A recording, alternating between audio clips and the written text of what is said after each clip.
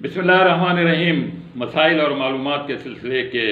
16ویں programme کے ساتھ انور سعید حاضر ہے۔ آج کا موضوع ہے وہ زد و عام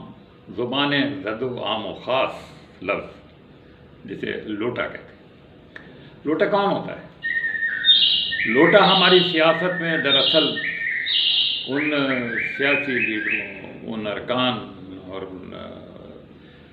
رہنماؤں کو کہا جاتا ہے جو مختلف اوقات میں جلدی پارٹیاں بدلتے رہتے ہیں۔ اب یہ پارٹیاں بدلنا مفاد کے لیے بھی ہو سکتا ہے اور اصولی اور نظریاتی طور پر بھی ہوتا ہے، اور فائدے اور عہدے کے لیے اور ڈر اور خوف کے وقت، اور جب کوئی پارٹی اتاب میں ہو تو اس وقت بھی کو چھوڑ کر لوٹا بنا جا سکتا ہے۔ لیکن دراصل سیاست میں پارٹی تبدیل کرنا اور جماعتیں تبدیل کرنا کوئی نئی بات نہیں ہے، اگرچہ اس بات کو اچھا نہیں سمجھا گیا ہے، لیکن جس طرح ایک عام آدمی بھی مختلف اوقات میں اپنی رائے مختلف مسائل کے بارے میں بدلتا رہتا ہے، اسی طرح سیاسی جماعتوں کے لیڈر بھی، بشرطے کہ وہ خلوص نیت کے ساتھ اصولوں کی بنیاد پر، تو پارٹیاں تبدیل کی جا سکتی ہیں۔ ہمارے موجودہ قوانین میں یہ بات شامل ہے کہ جب آپ ایک پارٹی کے ٹکٹ پر منتخب ہوئے ہیں تو آپ کو اصولی طور پہ، اخلاقی طور پر جماعت کا ساتھ دینا چاہیے۔ آپ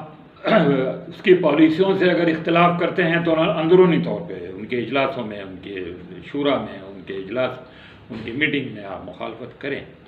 لیکن جب عدم انضباط کا مسئلہ ہو، جب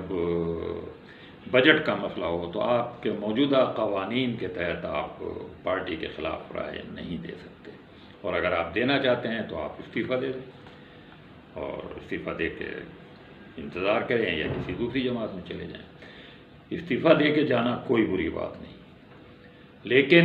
اس جماعت میں رہتے ہوئے اس کا اپنے آپ کو فارورڈ بلاک کہنا اور اس کی پالیسیوں سے، اکثریت کی پالیسیوں سے، دراصل یہی لوٹا پن ہے۔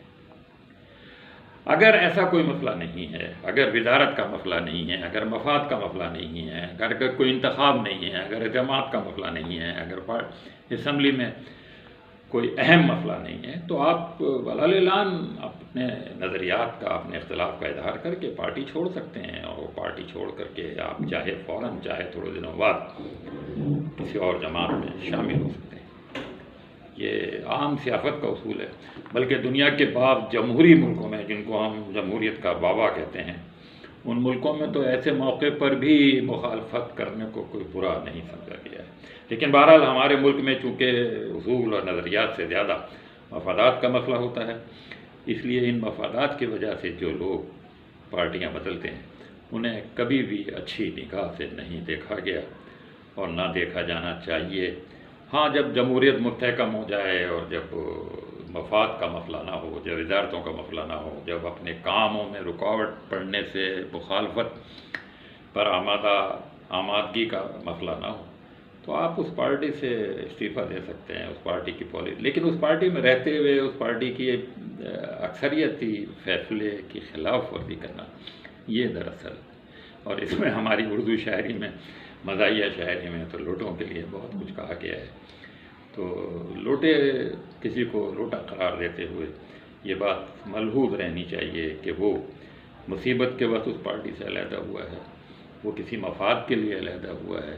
وہ کسی مجبوری کے لیے علیحدہ ہوا ہے، کسی دباؤ کے تحت، تو آیا انہیں لوٹا کہا جا سکتا ہے؟ نہیں کہا جا سکتا۔ بہرحال بہت کلیئر، بہت صاف لوٹے ہمارے ہاں موجود ہیں،